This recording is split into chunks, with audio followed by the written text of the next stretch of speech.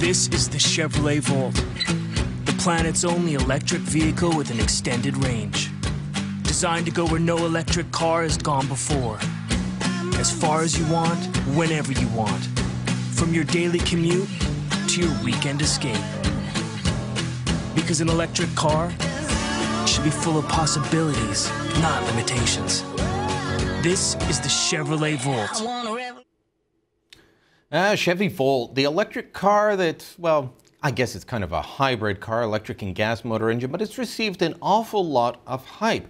And given the fact that General Motors became Government Motors several years ago, it's also received a significant amount of tax dollars from Canadian taxpayers, from American taxpayers, and on both sides of the borders, there's rebates and incentives for people to buy these things. You would think they would be flying off the lots. Not quite so. Let me show you what the sales were for Chevy Volt last month compared to another mid-size gas-only car. 1,700 were sold in the month of June compared to 18,000 for the Chevrolet Cruze. More than 10 times for the Cruze. Maybe it's because the Cruze cost $14,000, the Chevy Volt cost, well, $41,000. Joining me now to talk more about this is Joe Duarte. He is with Autonet.ca, one of our auto writers for the Sun Media Empire. Joe, good to talk to you. You have driven all of these cars extensively. The Volt, the Leaf, the Prius, the Cruze, I'm assuming. The Volt just isn't taking off. Do people, is it the price tag, or do these cars not deliver what people are looking for? In terms of the Volt, it's very much a Cruze with electrification. It's the same engine as the Cruze.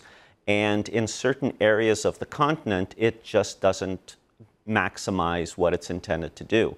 It's great for places like California, okay, Toronto, maybe Vancouver, but... As long as you don't leave the city. Yeah, well, the Volt has a range of 600 plus kilometers, so it's okay to go out and do your weekend stuff.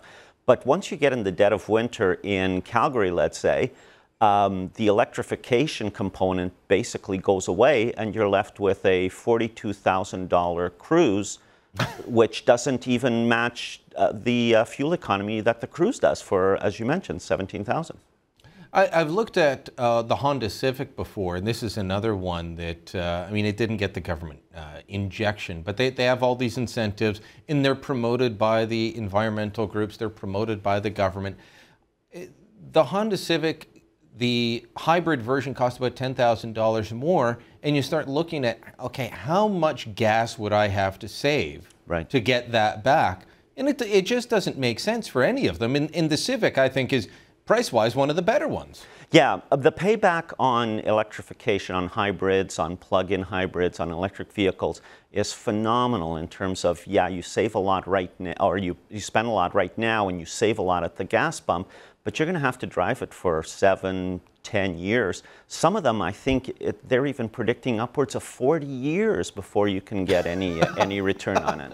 I've never kept a car 40 years. Now, I haven't been driving 40 years either. Let's make that clear. It's more than 20, but I've never kept a car that long either. Yeah. Yeah, and that's where people have to really consider what you're going to pay for it. Right now, in my opinion, electrified vehicles, electric vehicles plug-ins are sort of a status symbol. They're like the BMWs of the green generation, if you will. Yeah, do they have a future with average people, though, as long as they remain in the state they're in?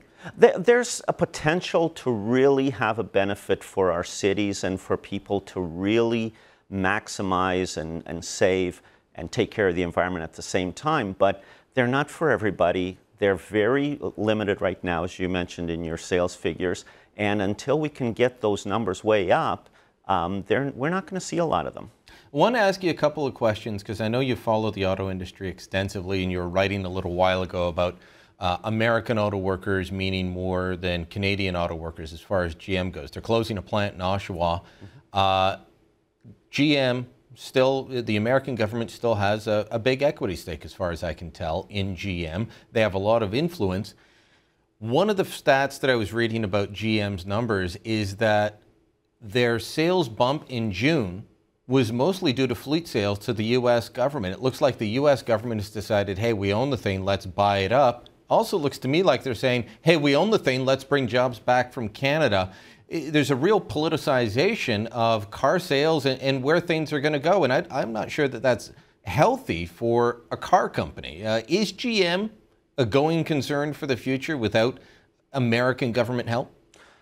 In Canada, there's a lot of reason for concern here. I said this way back when the government first started opening up their wallets. I said, watch out, because when the American government gets involved in GM, they are going to make sure that the jobs, that future jobs that may be generated are going to come south of the border. So is the government going to continue propping up GM? The American government probably not, but the Canadian governments are probably going to have to do something to try and get production back on this side of the border. I remember interviewing Stephen Harper the day he announced the GM bailout. Given that he's generally opposed to government bailouts of companies, he looked sour.